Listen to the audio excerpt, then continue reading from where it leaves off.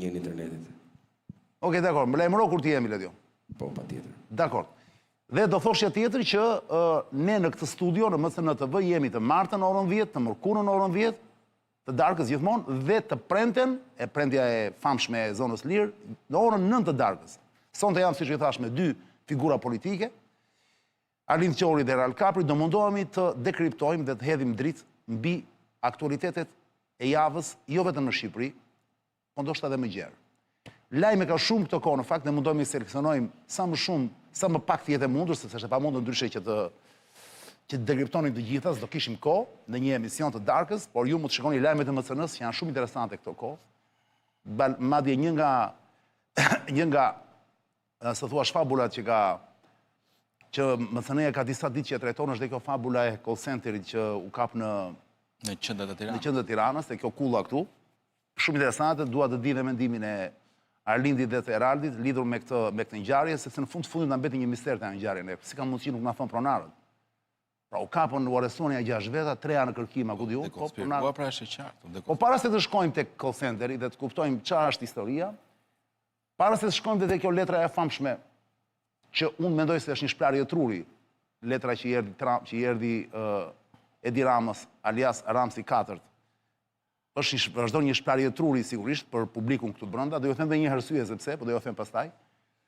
Le të fillojmë me një ngjarje e cila ka ndodhur dje, zonja Zotrinj. Me siguri Arlindi dhe Eraldi janë në dieni, nuk mund t'ju shpotonte kjo gjë. Një ngjarje, duhet thënë, e pazakonse them dot se në këtë vend këto janë zakonshme, por gjithsesi është e pazakonse sepse 5 njerëz që ishin duke operuar dje në QSUT, ju ngeli operacionin në mes mjekëve dhe i nxorën me barela sepse ikën dritat. Dje ka pas një blackout mbi 60 minuta në gjysmën e Tiranës, përfshirë dhe QSUT-n. QSUT-ja është spitali më i madh publik në Shqipëri.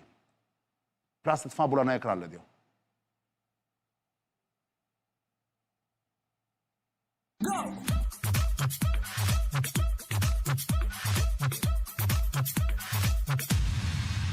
Filloj me ty, Arlind.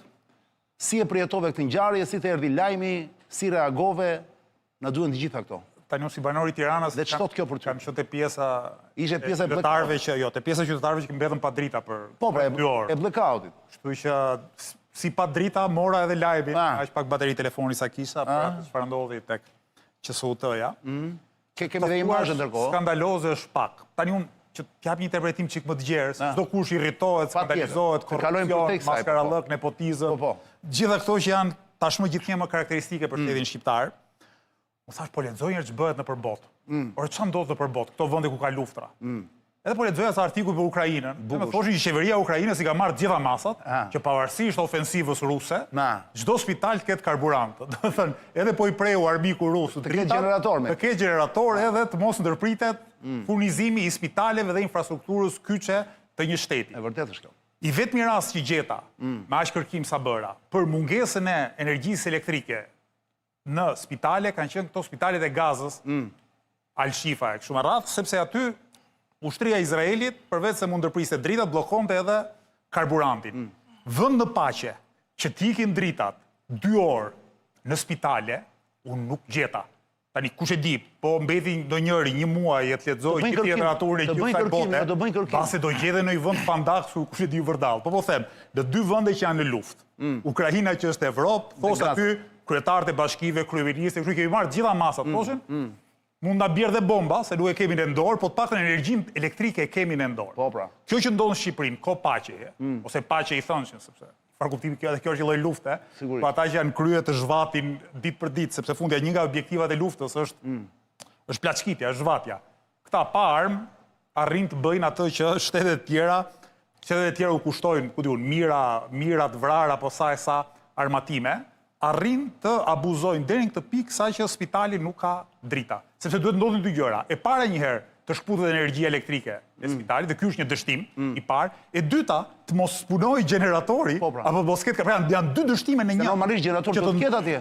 Edhe ka. Teorikisht ka. Duhet jetë bërë një tender për atë. Duhet hedhur para, duhet ketë pas eksperte, punonjës. Jo, ku shteti kalbe, se një nga problemet e korrupsionit, përveç vjedhjes, është fakti që kalb shtetin. Pra vetë fjala korrupsion nga latinishtja nuk kupton kalbje.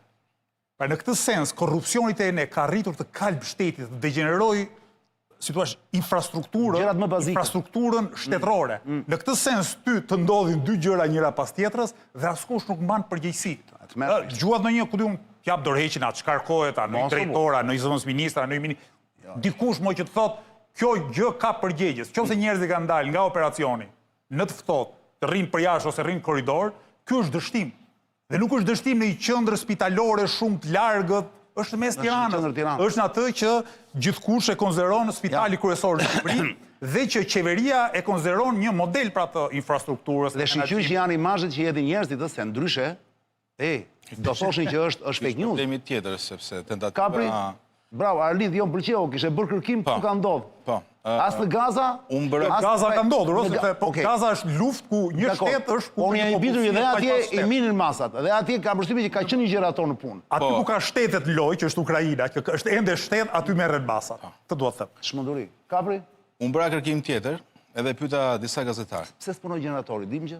Kjo është çështja. Se po të pyes tani se Po, kjo është perla. Gjeneratori do të hyjë automatikisht në punë vlla, kur i ke dritat.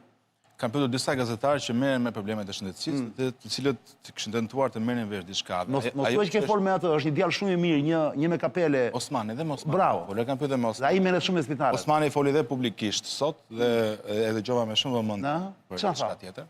Tani çështja është që pavarësisht se kjo që ndodhi, ne ishim një terri informativ. Pa nuk po kuptonim se çfarë ka ndodhur.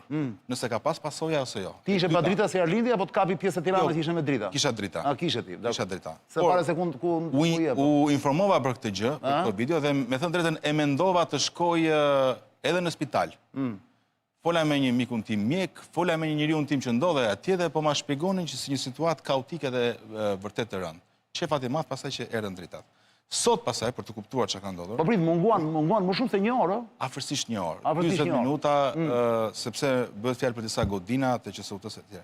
Por sot, ka pas një tentativë nga Ministria dhe qeveria për të mos folur për të çështje. Kanë kërkuar mediat Dhe unë prandaj hapa me qëllim të parën këtë çështje sot me Kanë ju. kërkuar mediat shpjegime për kuptuar çfarë ka ndodhur, nëse ka pas pasoja ose jo.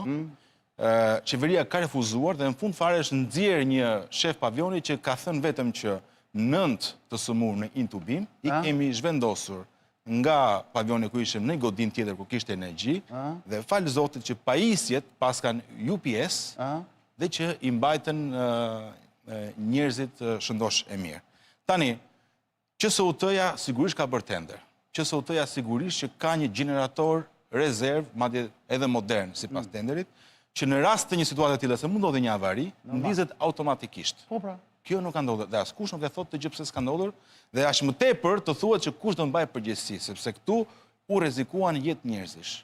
Dhe kjo ishte më e rënda dhe më rënd pastaj është kjo mungesa e përgjegjësisë, por dhe tentativa e qeverisë për ta shuar të mos folur njëri se çfarë ka ndodhur atje, sepse sigurisht në momentin që ne do merremi e do zbulojmë se si është puna, aty dikush do të përgjigjet para ligjit, do të japë llogari për paratë shpenzuara për gjeneratorin që nuk punon, edhe për gjithë kaosin që krijohet. Prit të pyes tani, a duhet hyjë për shembull prokuroria në këtë rast të bëjë investigim? Sepse ky është një rast, është një rast i tmerrshëm. Nis kryesisht, po. Po do i them vetëm Bledios të vendosi pa QR kodin në ekran. Po. Nga ana ime majt poshtë Bledio, sepse njerëzit që po na shohin në momente duhet marrin pjesë në emision. Si do marrin pjesë, mjafton që të bëni një skanim të këtij QR kodi YouTube, bëni një login dhe çoni pyetjet tuaja, unë do lexoj Arlindit dhe Kaprit. Bëni pyetje, mos bëni komente. S'kemi kohë për komente. Bëni vetëm pyetjet. Pyetjet na shpëtojnë nga gjithçka.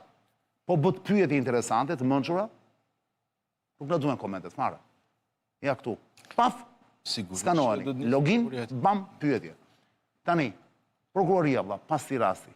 Ju për shembull si deputet, Muçi nga ana e Arlindit. Po. Dakor? Për të bërë një denoncim formal? Për të bërë denoncim formal. Ne e bëjmë thirrje edhe publikisht. Ore, nuk quhet kjo vlla. Prokuroria nis madje dhe çështjet më të rëndësishme nis kryesisht. Pra kjo është një ngjarje publike. Nëse ka një prokuror të Tiranës që na shikon, të lutem nis e hetimin, se mund të jetë edhe në një sabotim. U rrezikuan jetë njerëzish, të lutem nis një hetim se duhet ta nisësh një hetim. Gjithsesi kjo ngjarje ekspozoi dhe nevojën për një debat që kemi për sektorin e shëndetësisë, po ndoshta edhe për një herë tjetër, po. Po patjetër. Jo, se këtu mund të jenë dhe këtu mund të shohim të debati për shëndetësinë që mund ta bëjmë një mund të shohim të diferencat midis lëvizjes bashkë dhe juve. Po patjetër. Sepse me siguri do të keni qëndrime ndryshme apo jo? Besoj se po. Lidhur me publiken, jo publiken, e ke Po, parasysh? patjetër. Me i nuk është ky momenti sot, sepse aktualiteti është aq i nxehtë se s'kemi kohë dhe luksin në këto momente të futemi te pjesa ideologjike. Ndoshta do vi një ditë, nëse vjen. Me qëra fjara, Arlin, para se dikin nga kjo çështje, jam kurioz ta di. Ti vetë për shembull, dhe sigurisht lëvizja që ti përfaqëson. Se unë po e mendoja këtë lajmin, edhe sigurisht që pash 2 anë, ose më mirë 3 anë të medaljes. Në përgjithësi medalja ka 2 anë, po mund të shohësh edhe 3, po të duash. Por mund të ketë një anë të tretë. Imagjinoni sikur kjo është komplet cinike dhe është komplet e papërgjeshme nga ana ime, po e deklaroj, po njeriu nga ndonjëherë kur i vinë në mendje të gjëra dhe mund t'i thotë i ndaj me miqtë, kupton se ose me njerëzit që kanë tryezë. Ore, a intereson mua Arlin, pastaj një dhe pyetesh edhe për Kaprin. A intereson ndoshta opozitës, çdo lloj opozite në fakt, që kjo gjë të 10 fishohet, pra të mos ketë drita, të mos ketë ujë etj. A mos ndoshta kjo e shpejton rrëzimin e qeverisë dhe në qoftë se bile madje unë them edhe sikur mos jenë aksidente, mund të ishin edhe të qëllimshme. Të sabotazhin që tha Kapri. Përveç se është moralisht e papranueshme. Këtë e pranova që në fillimun. Prandaj thash është cinik. Nga pikpamja strategjike, është një tezë e vjetër e cila thotë sa më keq aq më mirë. Pra sa më shumë rëndohet gjendja, aq më mirë në kuptimin e përmbysjes. Por përsëri kjo është një tezë që has shumë jo vetëm diskutime, po edhe kritika. Debat dërgon, kurse është ndarë. Kujtojnë për shembull e majta gjermane në 1933-shin thoshte sa mirë që fitoi Hitleri, se mbas Hitlerit e kemi radhën ne. Dhe pastaj u paça bëri Hitleri me Gjermaninë, me Evropën e me gjithë botën, sepse mos harro, ka dhe diçka që kur gjendja bëhet vërtet shumë e keqe, njerëzit jo vetëm revoltohen, po edhe dëshpërohen më keq. Ky është një thik me 2 presa.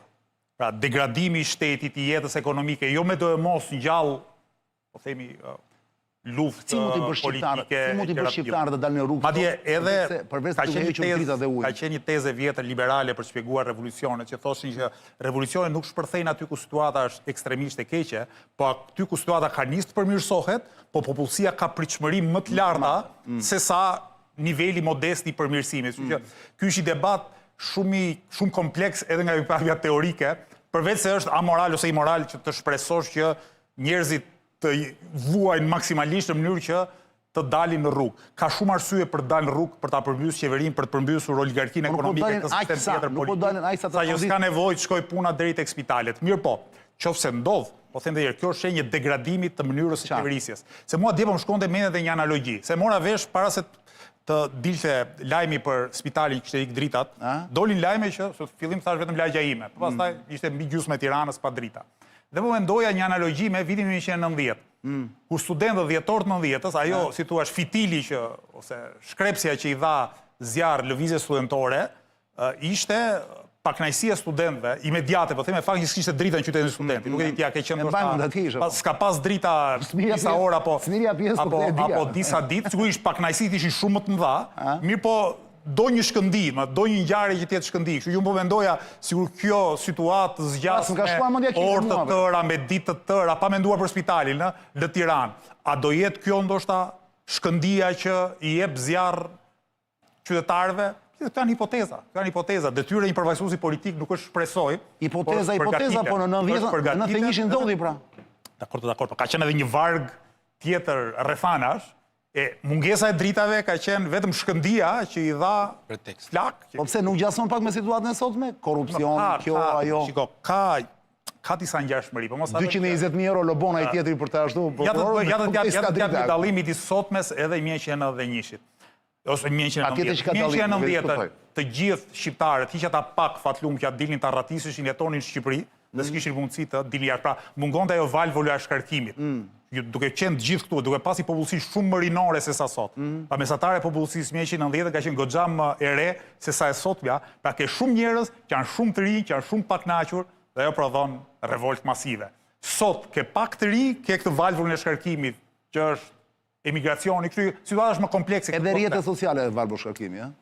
Po mund të jenë valvulë shkarkim, po janë dhe një mjet informimi, janë dhe një organizimi, kështu që nuk do të parë vetëm si valvulë shkarkim. Kapri ti si në donë? Njësoj si Arlindi apo ke një qasje tjetër? Ja, ka me një qasje tjetër. Çështja është ashtu që nuk është se nuk mungojnë kushtet që njerëzit dalin në rrugë. Madje ka vajtur kusman më. Kjo është një arsye e madhe për të dalë në rrugë. kjo që po ndodh. Të gjitha sa përmendëm sot është një arsye. Korrupsioni që ne po përjetojmë sot është një arsye për dalë në rrugë. Po pse s'po dalë? Vjedhet. Po se unë besoj që shumica e Të ndodhte kjo në një vend, për shembull, në një vend, ishte një aksident tillë në një vend tjetër, di çdo bëje valla. Njerëzit po ti po flet për vende të cilat kanë një histori tjetër, demokracitë të gjatë. Pikërisht, prandaj po them. Jo. Çfarë ka këtu? Ç'a na mungon? Ç'a i mungon Shqipërisë? Sepse shumica e njerëzve ka humbur besueshmërinë tek politika në tërësi. Ndaj dhe është detyra jonë që fillimisht një herë të fitojmë besimin e njerëzve në mënyrë që njerëzit të binden që të dalin në rrugë. Se njerëzit nuk del thjesht sepse ai është situata ku nuk mban më. Po ngrihet atëherë kur shef që ka një shpresë se gjërat mund të mund të bëhen më mirë. Kjo është thelbi. Ase mund ta vazhdoj si tezë, është interesante. Për ta mbyllur. Kjo puna e besimit, se mua më duket sikur besimin mund ta humbësh për 1 sekond, po për ta fituar duhet shumë kohë. Dhe ne të gjithë përballemi me këtë, me skepticizmin e qytetarëve. Pra thotë, ne deri më sot jemi djegur nga qulli. Tani jemi detyruar të frymëm të kos. Dhe besimi, fitoria e besimit është një punë e gjatë për atë që ka ndodhur në të shkuar. Që fakti që ende sot një pjesë e qytetarëve janë të distancuar për kusuret e politikës vjetër, korruptuese e kështu me radhë, do kërkoj besoj kohën e vet që të arrin partitë politike që kanë reputacion apo karakter moral të duhur që të fitojnë besimin e një mase Do doj kohë po aty. Ose situata do precipitohet shumë shpejt, sepse Po pra, po nga çfarë? Nga incidente banale pra. Nuk parashikohet, ka një lloj spontanizmi në histori që ti e një historinë e Francës, kush mendonte që në 13 korrikti 1789-s, një ditë më pas do të ndryshonte historia e Francës dhe botës. Nuk është ndryshon në një ditë, nuk është ndryshon në një ditë. Dakor, po do nis procesi, pra, në këtë sens një ditë para askush nuk e di. Kështu që mund ndodhin këto shpërthime spontane. Na shkojmë te kjo, prandaj e bëra këtë. A le dion. S'mund t'i parashikoj. Siç ndodhin edhe me protestën e studentëve në 2018-ën, ë? Ajo ishte një shkëndim mjaft interesante. Ishte një fluska interesante, shumë që u shfrymë me njëherë. Le dio ç'a do të thoshje? Jo, ajo për shkak të mungesës së besueshmërisë. Do thoja që ka ndodhur kjo edhe në vende të tjera. Për shembull në Amerikë në gusht të 2023-shit në Los Angeles, Po? kanë ikë dritat nga spitali dhe madje kanë bërë lindje kështu me dritën e celularit. Po edhe, cila ishte pasoja? Asgjë, ka ardhur fëmia në jetë. E kanë bërë lindjen me dritën e celularit, se kanë ikë dritat. Ta gjeti le një shembull. Bota shumë e madhe. Patjetër. Nuk e ka qenë te lindja, po nuk e di ma ka qenë në reanimacion pyetja e Ledion. Këta janë të reanimacionit gjithë. Sigurisht ka janë njerëz në intubim. 200 shtruar ka qenë lëviz nga një spital tjetër pastaj. Përmbytje para një 15-20 vitesh SBA, tani më mbaj mend shtetin, që kolapsoi më për shkak. Po pra, duhet të ketë pas arsye të forta. Uragani, Katerina. Edhe sigurisht aty infrastruktura spitalore doli jashtë funksionit. Trosh muhabeti. Raste. Po pra, trosh muhabeti, o duhet konsideruar si aksident, si një incident që i lokalizuar. Po më ka përgjigje. Fakti që qeveria ka ngul që kjo gjë të mos thuhet. Se ne nuk e dim. Të mos trajtohet, të mos mbajë njëri përgjegjësi, do thotë që Jo që thot Ledio për LA. Jo thot Ledio për LA, më kujtohet edhe mua diçka, me gjithë memorien time të rënduar. Është e vërtet, por ne nuk e dim Ledio, as ti se di tani të ma thuash, vetëm po të kërkoj, të futet dikush të kërkoj në meja, a u morën masa pas sa që ndodhi në LA? Po, do le ta kërkoj Ledio, po. Se është shumë interesante. Po, për këtë duhet shohim. Shive çik, sepse kjo është ndryshimi pra. Pra ne vërtet nuk mund të, pra ne nuk mund të, se thuash, si ishte a shpreja më Erlin, do ma kujtosh çik. Ne nuk mund të ndryshojmë dot botën, por ne mund të Jo, është e Marxit ajo. Jo e Marxit. Do jemi ndryshimi. Të gjithë interpretojnë, po puna është ta ndryshosh. Jo, ne nuk kemi në dorë, po, ne nuk kemi në dorë të reagojmë ndaj gjërave që të natyrës, po ne kemi në dorë të sillemi. Është një shprehje shumë interesante kjo tani që nuk e di pse më erdhi lidhur me këtë, por nuk po e gjej do më iku tani. E gjete? Ja të shohim çka ka ndodhur. Ishte pasojë e hurikanit, kishte drejt para lindi. Ledia, shikon? Ja, ishte pasojë e hurikanit Hillary. Ka qenë një furtunë e madhe apo jo?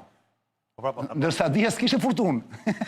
E thash lufta, fatkeqësi natyrore. E the pra. Po, pra po të ndodhte kjo gjë për shkakun kur ato shirat që u përmbyt Tirana, do thoshe hajde më tani ran këto shirat u fut ujë e bëri dhe atë gjeneratorin, po kjo ndodhi. Kanë fani njerëzit që hedhin Kjo ndodhi di kishte diell. Plera si kryeministri kanë fani. Nëse bëjmë një xhiro urgjent Ledio me që jemi te karburanti, se me karburant bën gjeneratorët, e di me naftë, zakonisht. Unë them të bëjmë një xhiro se ku i dihet kohë vështira janë. Doni ta ruani makinën tuaj. Apo ta shkoni te SPO-ili. Pse te SPO-ili? Sepse është karburanti kampionëve. Pse është karburanti kampionëve? Sepse është pa hile.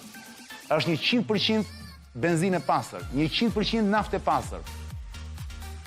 Mos fusni çdo lloj tubi dhe zorre që u der përpara në rrugë në makinën tuaj, se do e merrni makinën në qafë. Makina është si njeriu. Varet çfarë ha. Përgjithësi themi, ne jemi ajo që ham. Edhe makina është ajo që ha. Nëse ti makinën si fut plera, makina do filloj të vuaj, edhe të bam dhe jo lënë rrugë. Kështu që lutem shumë, shkoni vend te SPO-ili, miku im Saidi është i papar, punon pothuajse përveç 5 orë gjumëve, punon gjithë ditën për ta mirëmbajtur dhe për të qenë në top listën e gjithë karburanteve në Shqipëri. Bravo Saidi, i papar. SPO-il, fiksoni mirë të logo që tregon Ledi tani. Dakor? Fiksoni mirë. Plaset famula tjetër në ekran, Ledio.